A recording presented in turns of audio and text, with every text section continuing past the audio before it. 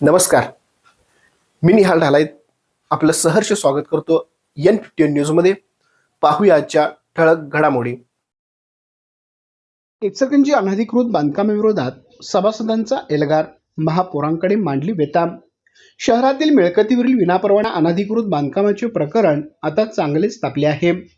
The Ichalkaranji ex serviceman cooperative housing सोसायटीच्या सभासदांनी पुकारलेल्या आंदोलनानंतर आणि सातत्यपूर्ण पाठपुराव्यानंतर अखेर महापालिका प्रशासनाला याची गंभीर दखल घ्यावी लागली आहे.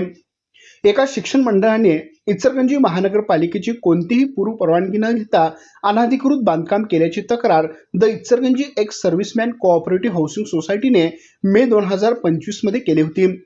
या तक्रारीनंतर महापालिकेच्या नगररचना विभागाने स्थळ पाहणीची नोटीस 24/4/2026 ला काढली होती. मात्र संबंधित मंडळाने हे प्रकरण उच्च न्यायालय आणि स्थानिक न्यायालयात न्यायप्रविष्ट असल्याचे पत्र सादर केल्याने प्रशासकीय कारवाईत तांत्रिक अडथळा निर्माण झाला आहे. प्रशासकीय दिरंगाई होत असल्याने पाहून सभासदांनी विजय मलावदे यांच्या नेतृत्वाखाली एकजूट करत महापौर उदय धातुंडे यांची भेट घेतली. यावेळी सोसायटीतील सभासद, वारस, चेअरमन अनुलकर, अलगुडे, कोळेकर, हाऊसिंग व औद्योगिक संस्थेचे सर्व संचालक मंडळ उपस्थित होते. सभासदांनी बांधकामाबाबतचे ठोस पुरावे आणि हरकतीचे कागदपत्र महापौरांसमोर सादर केले. सभासदांचे म्हणणे ऐकून घेतल्यानंतर महापौरांनी विषयाची गंभीरता ओळखून तात्काळ संबंधित अधिकाऱ्यांना चौकशीचे आदेश दिले आहेत. न्यायालयीन प्रकरणाचा पेच असल्याने महानगरपालिकेच्या विधी विभागाकडून तातडीने कायदेशीर अहवाल व मार्गदर्शन मागवण्यात आले आहेत. विधी विभागाचा अभिप्राय प्राप्त होईपर्यंत नगररचना विभागाने प्रस्तावित केलेला स्थळ पाहणी तात्पुरती स्थगित केली असली तरी हा लढा थांबणार नसल्याचा पवित्रा सभासदांनी घेतला आहे.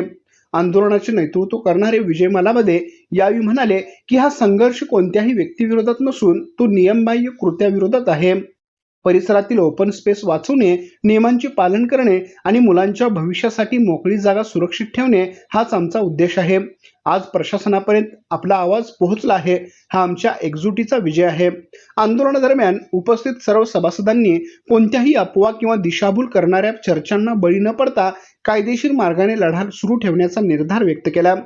एकजूट असेल तर आवाज दाबला जाऊ शकतो, पण थांबवला जाऊ शकत नाही, अशा घोषणांनी परिसर दणाणून गेला होता. आमच्या प्रतिनिधीसह पाहत रहा N51 न्यूज.